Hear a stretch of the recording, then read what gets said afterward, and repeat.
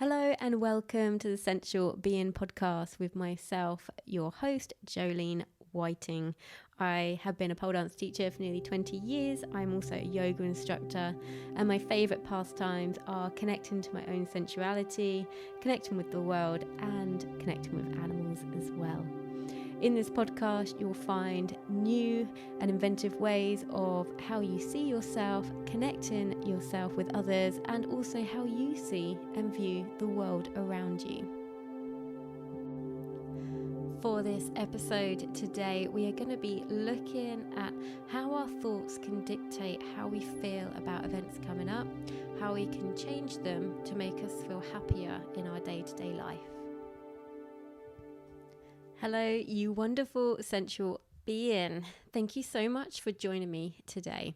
We are going to be talking about your thoughts and how they can predetermine how you feel about things that are going to come up in your life, or that might be coming up, or that might have happened and stuff. I want to have a look at how you are seeing things. So, what do I mean by this? I mean certain thoughts that you attached particularly to things that haven't happened yet. How do you navigate that? What are you doing?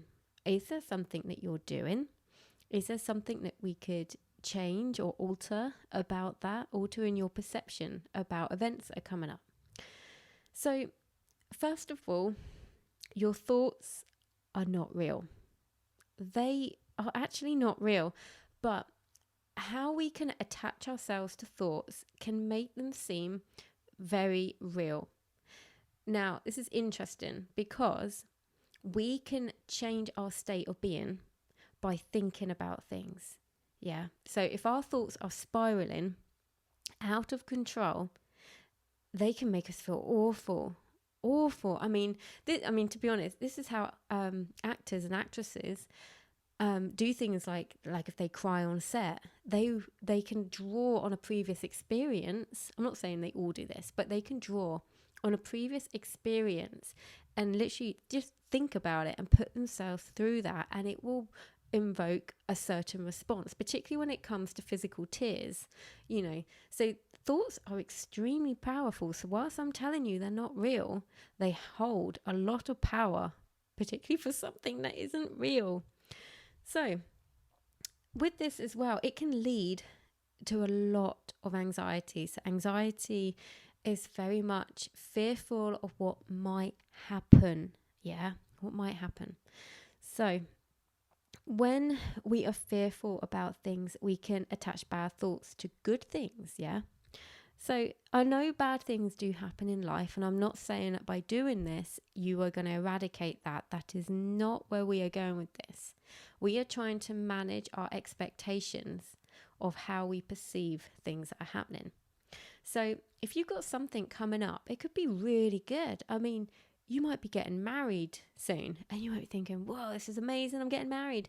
And then you might be thinking, oh my God, I'm getting married. What about if this goes wrong? What about if this goes wrong? What about if this goes wrong?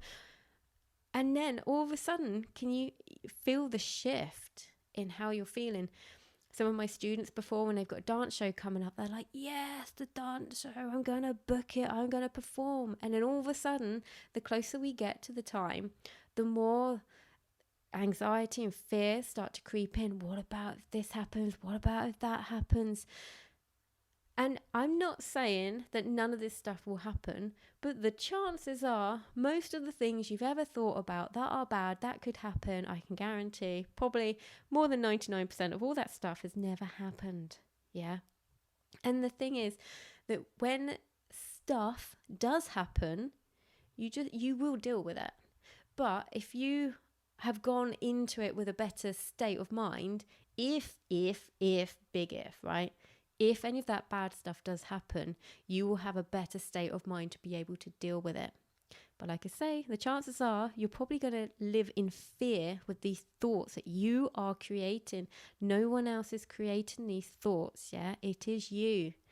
So this is why it's very interesting that I feel we have a power over ourselves to be able to change the way we look at things. Okay? So our way of how we think about things predetermines how we feel leading up to an event. I mean, you might be leading up to something overnight, you might be leading up to something for years. And that's a long time to be anxious about something that you don't need to be. So, having the awareness and the realization, first of all, that you are in control of your thoughts and your thoughts are not real. That's kind of part one. Yeah, you need to understand that first before you can do anything else. Okay? Think of it like your thoughts, like when you look up at the sky, you can see the sky, but you can see clouds. But the clouds are not the sky. Yeah? So think of that like your thoughts. Your thoughts are like the clouds. They are not who you really are. They are not what's really happened. They are not how you are living your life. They're just thoughts. Whether they're good or bad, it doesn't matter. They are just thoughts. So we don't want to get lost in them. We don't want to start believing them. Because like I say, anxiety is huge. There's a lot of living in a fear state. Okay? And we need to try and take ourselves out of that fear state so that we can lead through our life in a better way. So how can we do this? So like I say, the awareness and the reality of it comes first. So you've got that now. And I'm not saying this is easy. It is a process and you have to keep working at it because your brain will keep working at it too. It will never stop because it's the beauty of your wonderful brain. So apart from awareness, meditation is actually very good for this, mindfulness meditation. So when we do mindfulness meditation, a lot of the time you focus on your breathing and you can use your breath as an anchor. So you sort of follow your breath in and out. Maybe you imagine a color, maybe you just follow the flow, maybe you follow the sensation in your body. It doesn't matter what, but it's the focus of the breath, inhaling and exhaling. Now with mindfulness meditation, we are not trying to make your mind go blank.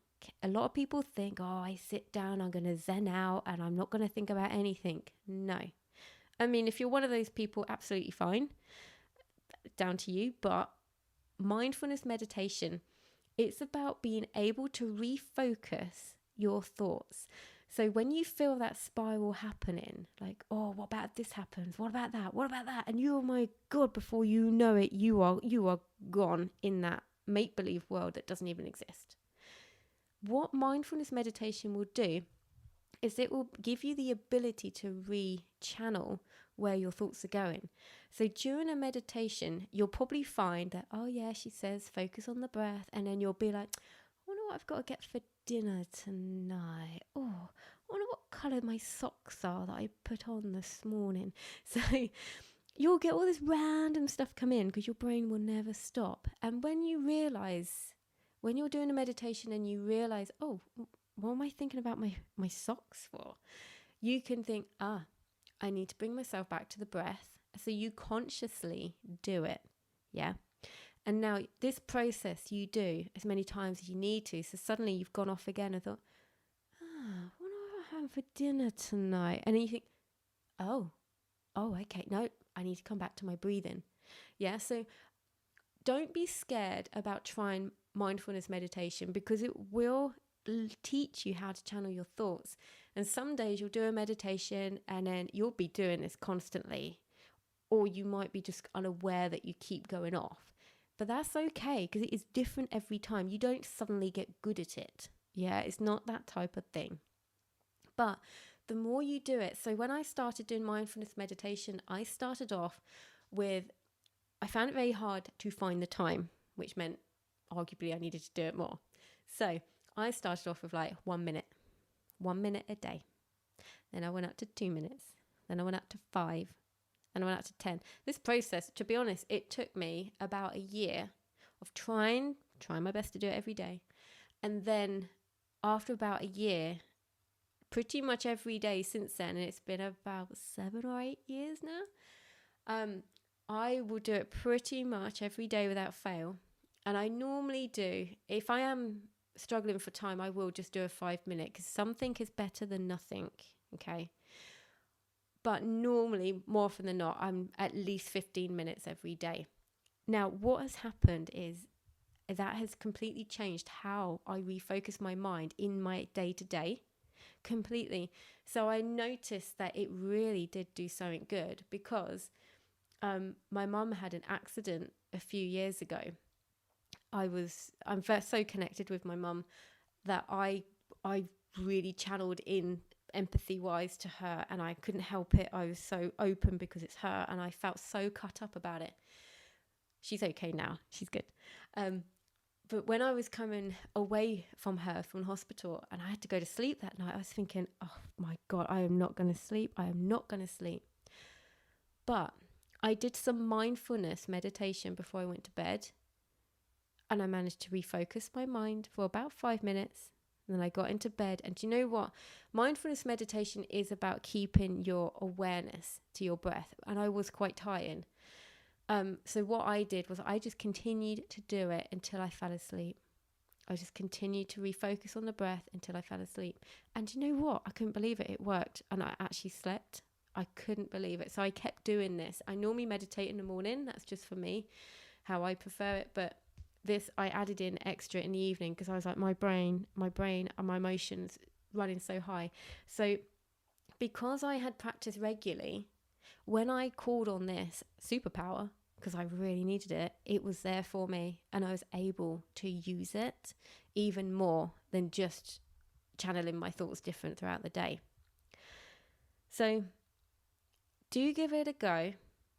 See how you get on. Mindfulness meditation is the main thing to do, really, for this. If you're new to it, it doesn't have to be for very long.